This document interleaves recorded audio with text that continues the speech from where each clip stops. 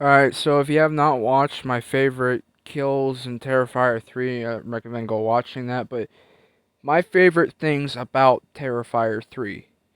And, so yeah, let's get straight into it. So, my first thing that I love about this movie, that it shows the, uh, what happens right after the second one. It takes place right after the second one.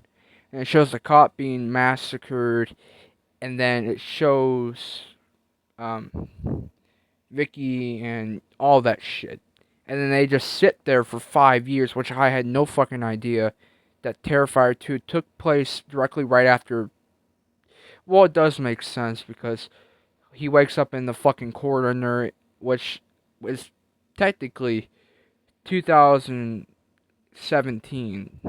No, 2018. And then after those, it takes place 2024, which I had no fucking idea. I thought it took place in 2022. I'm an idiot.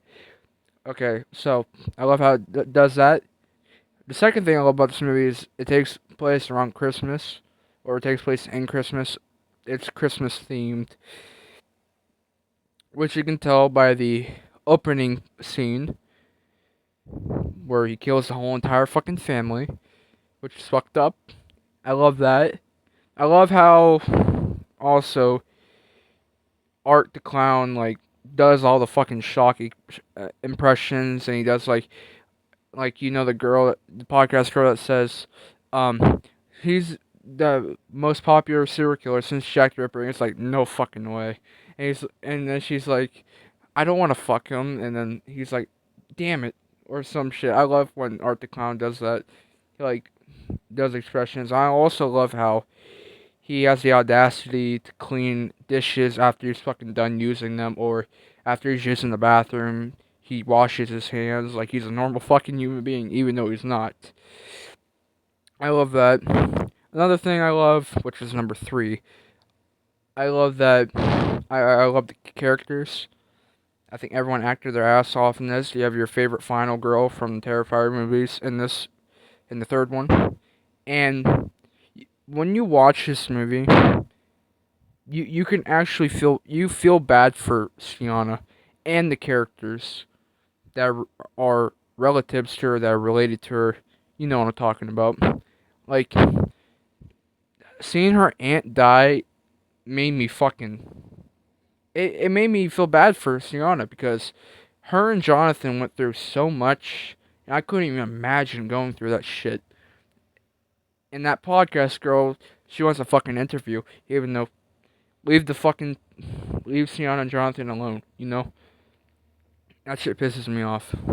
But the characters and the whole fucking story done fucking terrific.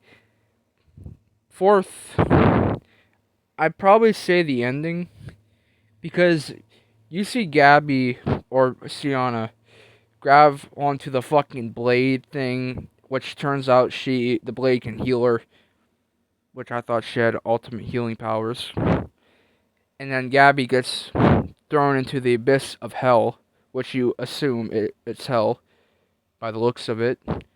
And then you see Sienna on the ground on her knees, and she's saying, "I'll find you, Gabby." And then you see Art the Clown waiting for a bus to arrive. And I love that how the woman is reading the Ninth Circle, which is throwback to the very first Art the Clown movie ever, which is pretty fucking cool.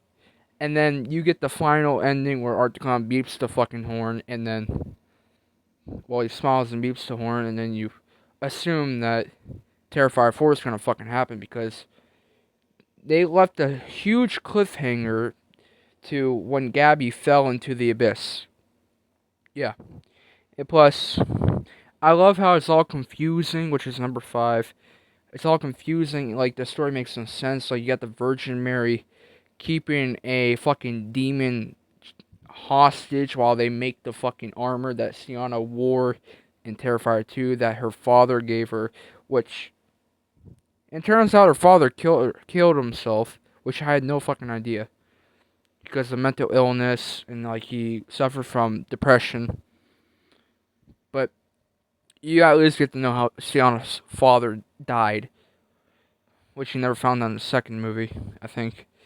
But yeah, I think those are my 5 things that my favorite things about Terrifier 3. My 5 favorite things about Terrifier 3. And yeah, that's about it. See you.